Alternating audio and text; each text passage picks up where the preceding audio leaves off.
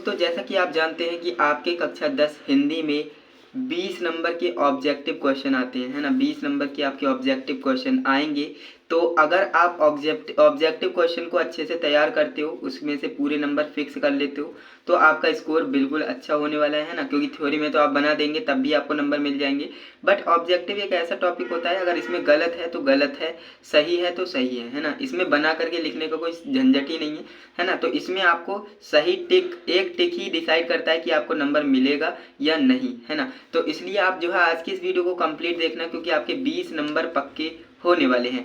यानी कि आज हम इस वीडियो में पद की बात करेंगे और आने वाली वीडियो में हम गद की बात करेंगे, है ना। गद और पद दोनों को मिलाकर आपके 20 नंबर पक्के होते हैं, यानी दोनों से रिलेटेड ऑब्जेक्टिव क्वेश्चन पूछे जाएंगे।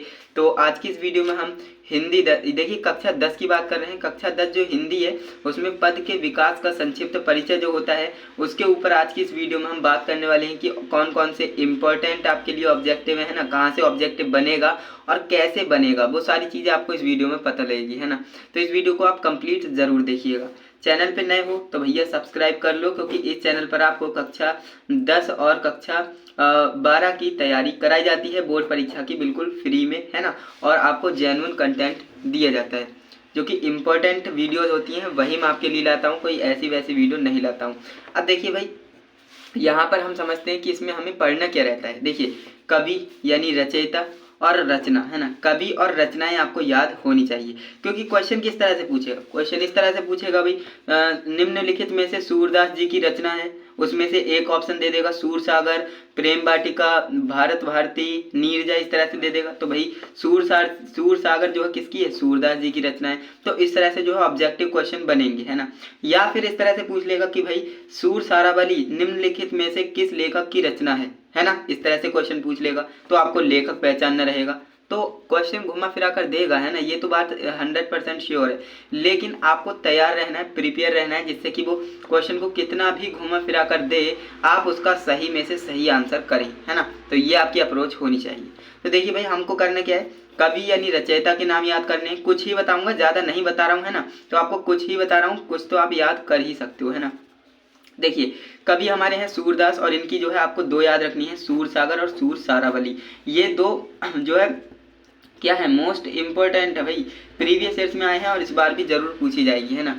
तो अब मैंने आपको बता तो दिया कि क्वेश्चन किस तरह से पूछेगा, मैं आपको याद करना बता रहा हूँ कि कैसे आपको याद करना है। देखिए रसखान रचयिता होगा, कवि होगा, इनकी जो है रचना क्या है, प्रेम वाटिका। एक ही बता रहा हूँ, हालांकि इनकी और भी हैं, लेकिन आपको ये याद रखना है, क्योंकि ये क्या है, मोस्ट इम्पोर्टेंट है भाई। मैं वही बता रहा हूँ जो इम्पोर्टेंट है ना, हालांकि इनकी और भी रचनाएं हैं, बट इम्पोर्टेंट ये है, इसलिए हमने जो है इसको ही याद रखना है ना। रसखान जी की जो है प्रेम वाटिका रचना है, याद रखिएगा। इसके बाद मैथिली शरण गुप्त जी की रचनाएं आपको याद रखनी है, दो हैं, भारत भारती और पंचवटी, है ना। और भी रचनाएं हैं, बट आपको दो याद रखनी है, क्योंकि दो मोस्ट इंपोर्टेंट है बोर्ड एग्जाम 2025 के लिए, है ना।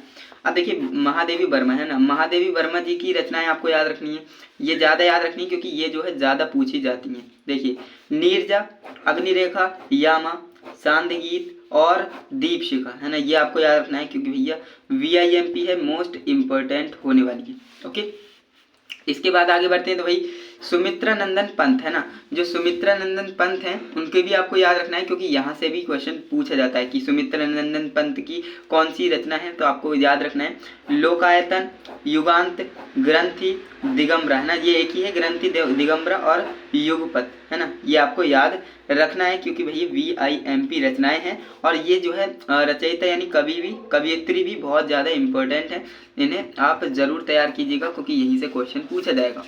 आगे बढ़ते हैं, थोड़ी बहुत और है, उन्हें देख लेते हैं ना। छोटी सी वीडियो में मैं आपको बताना चाह रहा था, तो यहाँ पर आप देखेंगे हरिवंश राय बच्चन, है ना, हरिवंश राय बच्चन जी की आपको कुछ रचनाएं याद रखनी है, दो याद रखिएगा, मधुबाला और मधुशाला। देखिए मधुबाला और मधुशाला ये दो आपको याद रखनी है, क्योंकि ये आपसे पूछ सकता है कि मधुबाला किसकी रचना है ना।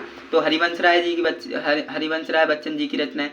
ये पूछ सकता है कि हरिवंश राय बच्चन जी की रचना निम्नलिखित में से कौन सी है, तो मधुशाला और मधुबाला अगर ऑप्शन में होगा तो लगाइएगा, हालांकि और भी हैं, बट ये जो है इम्पोर्टेंट है, और इम्पोर्टेंट ही आपको बता रहा हूँ।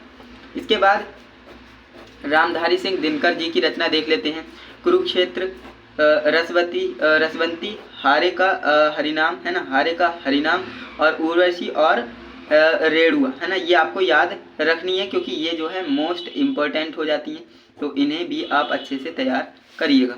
इसके बाद लास्ट हमारा जो है लास्ट हमारे लेखक है कौन, अयोध्या सिंह उपाध्याय हरिओंद, है ना, अयोध्या सिंह उपाध्याय हरिओंद, इनको आपको याद रखना है। और प्रिय प्रवास, बस यही आपको एक रचना याद रखनी है क्योंकि ये रचना मोस्ट इम्पोर्टेंट है ना, ये रचना मोस्ट इम्पोर्टेंट होने वाली है। ओके, इसके बाद बात करते हैं, पहले कुछ क्वेश्चन इस तरह से पूछे जाते थे कि भाई कोई दो ऐसे लेखकों के नाम बताइए जिनका जो है जन्म एक ही सन में हुआ हो, लेकिन अब जो ऐसे क्वेश्चन नहीं पूछे जा रहे हैं, बट आप याद रख लेंगे अपने जनरल नॉलेज के लिए, आचार्य रामचंद्र शुक्ल और डॉक्टर राजेंद्र प्रसाद, दोनों का जन्म एक ही सन में हुआ था, याद रखेंगे।